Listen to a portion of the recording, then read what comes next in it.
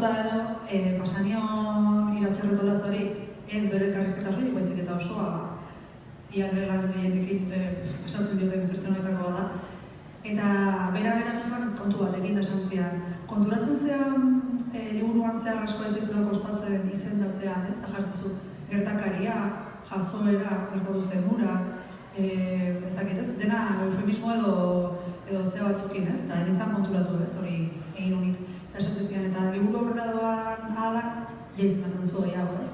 Heriotza, suizidioa, iztegia zabaltzen doa, ez bakarrik nire hitzetatik, baizik eta elkarrizketatuek erabiltzen dituzten hitzetatik, ez. Eta hor konturatu nintzen, izendatzea oso zaila dela batzutan, eta batzutan balio egotera zera, gertakaria, hori baina ez dagoela izendapen bakar bat eduki behar ere, ez. Eta horregatik bukaeran halako parrafada bat egiten dut, gertatu zen guzti hartaz, jaso litezken izendapen desberdinekin, ez.